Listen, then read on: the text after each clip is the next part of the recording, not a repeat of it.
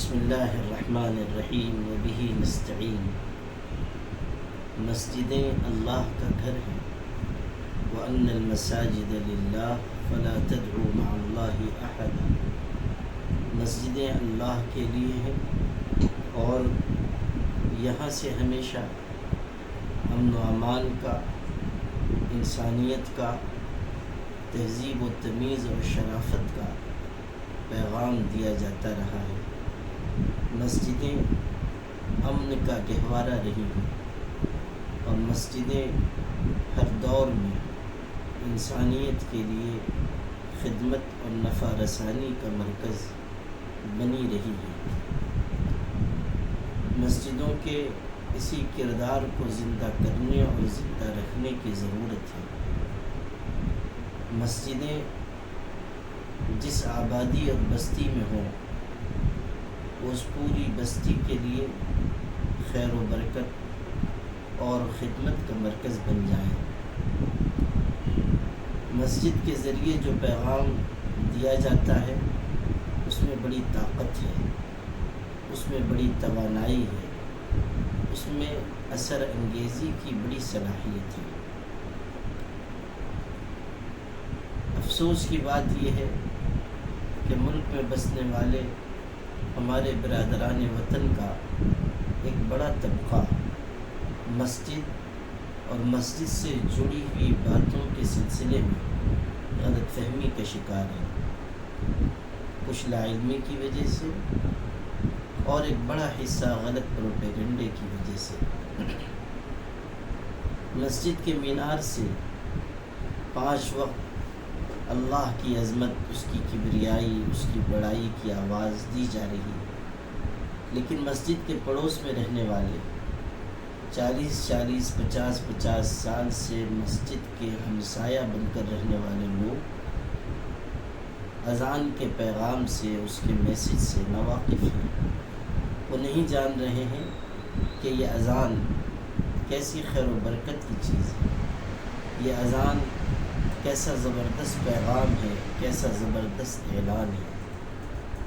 اس اذان میں انسانیت کے لیے کیسی رحمت پوشیدہ ہے۔ ہماری غفلت کی وجہ سے بہت سارے لوگ لا علم ہیں اور لا علمی اور جہالت انہیں عداوت اور مخالفت کے راستے پر لے جا رہی ہے۔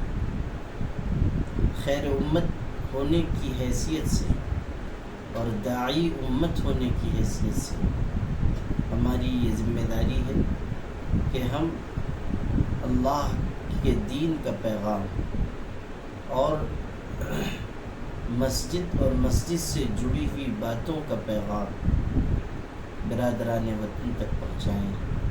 وحدانیت کی جو تعلیم مسجد کے ذریعے دی جا رہی ہے، مساوات اور برابری کی جو تعلیم مسجد کے ذریعے دی جا رہی ہے، اس میں ہمارے برادران وطن کے لیے کشش ہے، اس میں ہمارے برادران وطن کے لیے ایک بہت بڑا پیغام چھپا ہوا ہے۔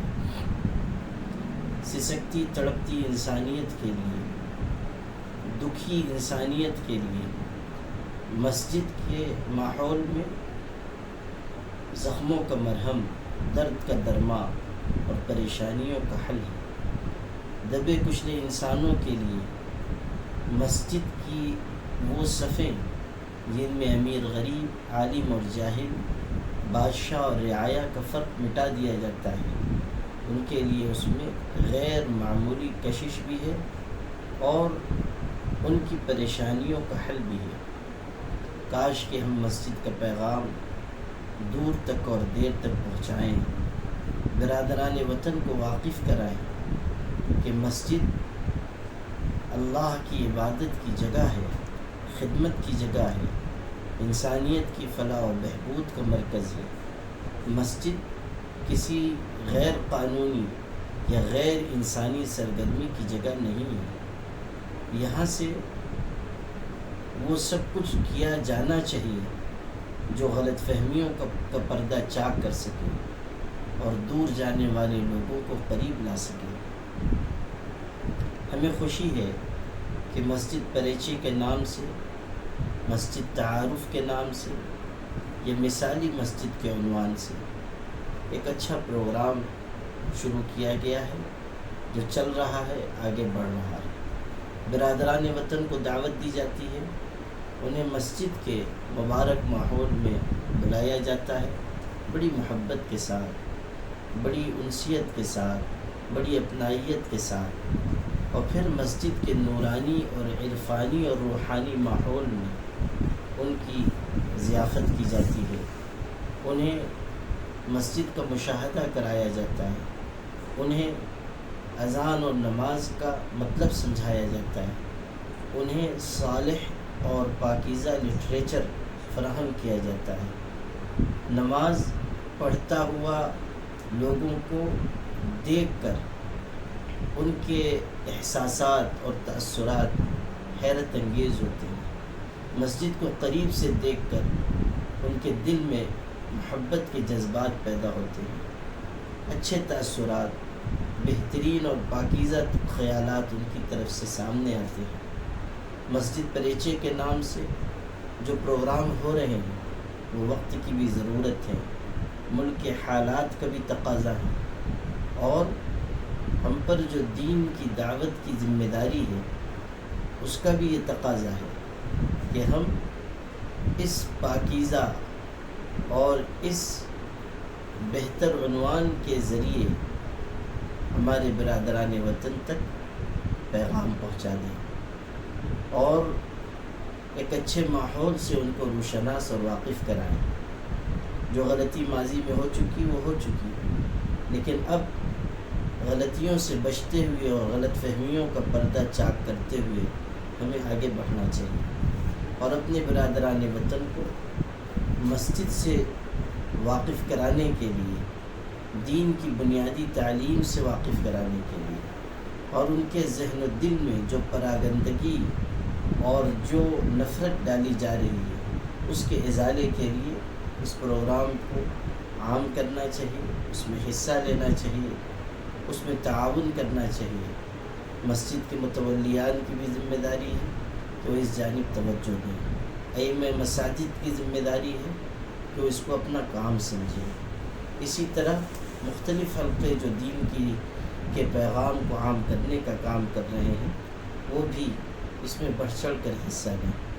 جماعت اسلامی کے کارکنان اور کئی دینی اور ملی تنظیموں کے ذمہ دار اس کام میں شرکت کر رہے ہیں، اس کی سرپرستی کر رہے ہیں، اس کو آگے بڑھا رہے ہیں، لیکن یہ صرف چند افراد کا یا دو ایک جماعتوں کا کام نہیں ہے، یہ ہم سب کا مشترکہ کام ہے، اور ہمیں ایک مشترک ذمہ داری کے طور پر اسے قبول کرنا چاہیے اور اس میں حصہ لینا چاہیے۔ پتہ نہیں کہاں کب کس کے دل میں اسلام اور ایمان گھر کر جائے، کون غلط فہمیوں کو دور کرتا ہوا اپنے مالک سے، اپنے مولا سے قریب ہو جائے۔ ہم اس کے بارے میں کچھ نہیں جانتے، مگر یہ ضرور جانتے ہیں کہ اخلاص کے ساتھ، للہیت کے ساتھ کی جانے والی کوششوں کا اللہ کے ہاں بڑا اجر ہے۔ وَكَانَ اللَّهُ شَاكِرًا عَلِيمًا إِنَّ اللَّهَ لَا يُضِيعُ أَجْرَ الْمُحْسِنِينَ لَا أُضِيعُ عَمَلَ عَامِلٍ مِّنكُم مِّن ذَكَرٍ أَوْ أُنثَىٰ۔ یہ ساری آیتیں ہمیں حوصلہ بخشتی ہیں، آگے بڑھنے کا پیغام دیتی ہیں۔ اللہ تعالی ہم سب کو اپنی ذمہ داریوں کو احسان و اخلاص کے ساتھ انجام دینے کی توفیق عطا فرمائے۔ وآخر دعوانا الحمد للہ۔